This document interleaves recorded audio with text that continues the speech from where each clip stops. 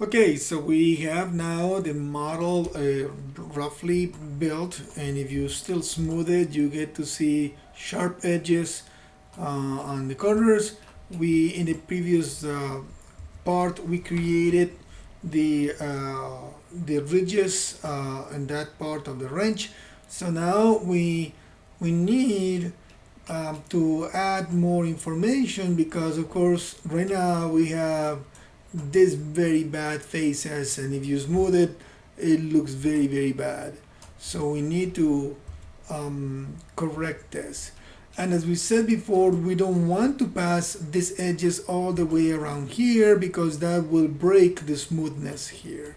So um, there are different techniques for doing this, and I'm going to show you is a way for us to translate from here down to here the fewer amount of edges so that we can keep the surface clean. One of the advantages we have with this surface is that because it is flat, you minimize, and it's a lot easier to use the reduction of edges.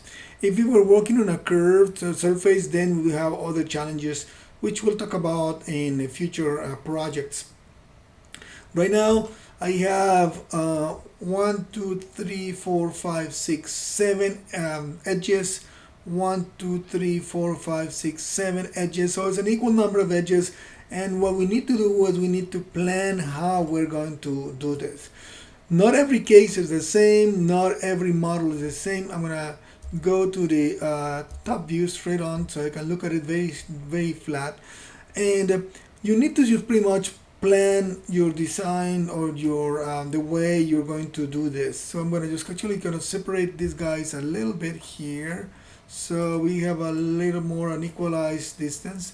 Maybe this one is going to need to move this way so that I can open up a little bit room here because I'm going to need to fix some of stuff there.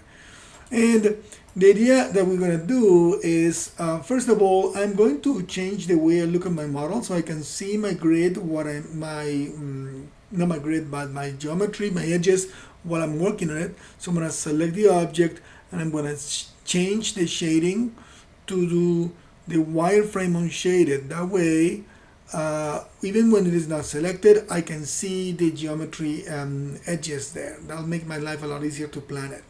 Now, I'm going to use the tool, a tool that is a very good tool in the view on the camera tools called the grease pencil tool. And I'm going to launch it. Hopefully this works. With some computers, when the graphics card has some issues, sometimes it doesn't work that well. There's a graphics card that don't do it and have a hard time with it. If you have a hard time with it, maybe you will have to just do the same process on a piece of paper on the side or something so you can reference to the image. For now, the grease pencil tool for me works great. So the way it works is you simply click plus just to add a new sketch on frame 1. Right now I have color orange, which works great for me, and I'm using the pencil. So what I'm going to do is I'm going to plan my cutting so that I can have a good transition and a good work to be done with my model. So what I'm going to do is I'm going to just simply start by saying I'm going to push this edge down here, of course from starting from that vertex, because I'm going to kind of draw the way the geometry is going to go, and that way I'll kind of generate quads, which is what we have to generate as much as possible. So I'm going to start working kind of mirroring on both sides of this half. That's why I can't do one side and same amount of edges on this side. And we're going to get those edges down. We're going to do the multi-cut tool, and then we're going to just meet them here in the center. So we have a vertex here and we're going to have a vertex there. Then we are going to have another one that is going to mirror the same process here, there. And I'm sorry, I missed that. Let me undo for a moment because I missed the guy above. Here, here. I'm going to do the same thing here and there. Then I'm going to do this guy here, and then there, and there. So these guys are gonna connect, and of course you may be wondering what happened here. So of course this guy's gonna connect here, this guy's gonna connect there, and same thing here and here.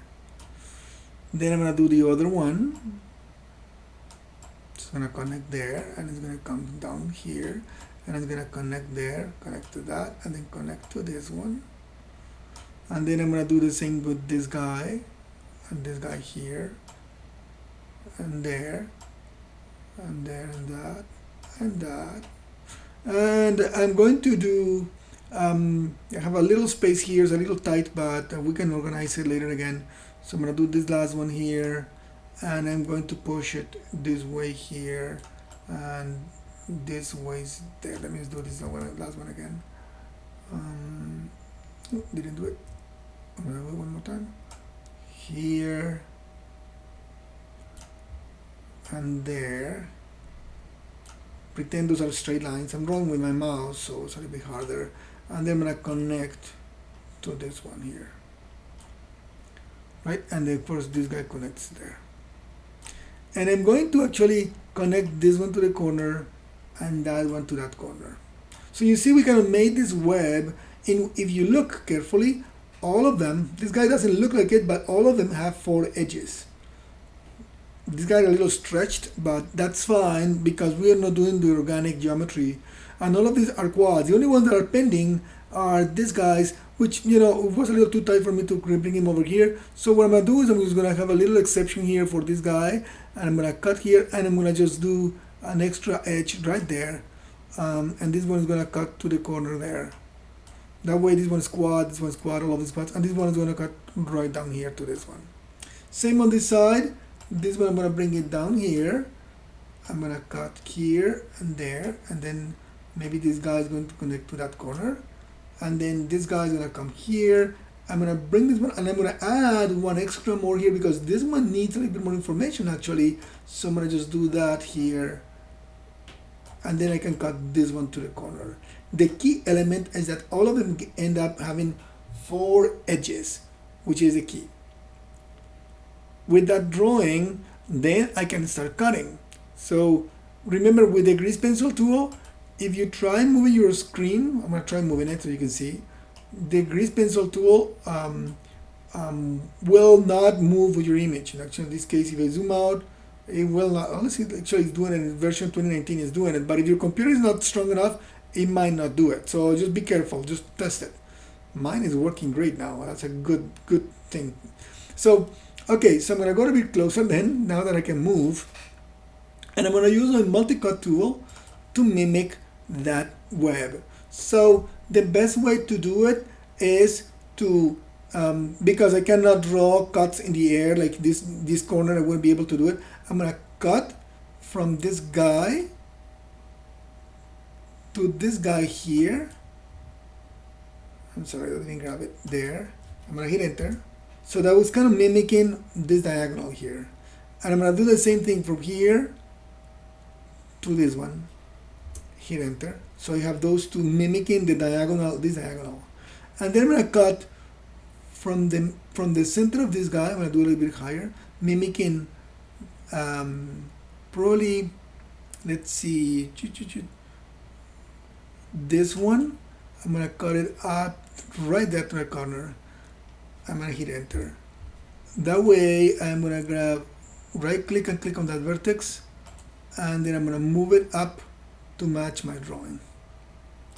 And then I am very good shape because now I can come and cut around. But let me do the other side first.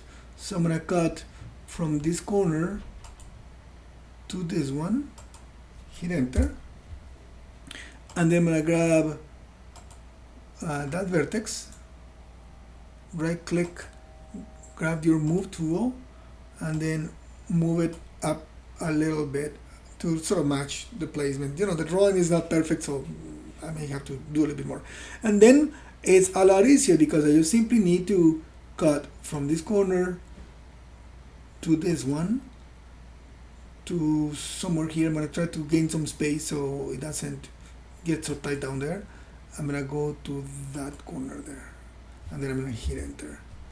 And then I'm going to do same thing, this one to this one, to that. I'm having a hard time seeing it. Imagine is that, and then imagine is this one here, and hit enter. And I'm gonna move my timeline to have the, oh, it's not doing it. 2019 doesn't do it that way. Usually in the past when you moved it, this thing will go lighter. Oh, I guess I need to turn it on here. Let's see. Maybe not. Anyways, I'm gonna just try to continue doing it, or I'm simply going to get rid of my grid because I already know what I'm doing. But let me see. I'm gonna get rid of the grid, so I already know what I'm doing. I'm just gonna continue cutting using my multi-cut tool from here to here to there to there to that. Hit enter. Oh, you know, I missed this one before. Let me just finish it. There we go. Enter. And then that to that to here to here and there. And this one I did as the last one there, to the middle here, to there, and to that. And this other one we did it on the opposite side, so we went around like this, like that. This one we actually did a cut here, and then I do a cut there, and then a cut there. That's gonna force me to go around that face there because I don't have an edge there. This one gave me triangles. We don't want to do triangles, although in a flat surface wouldn't be bad, but we want to be consistent. So I'm gonna cut from here to this corner, and I'm gonna cut from here to that corner, and that way I can move them out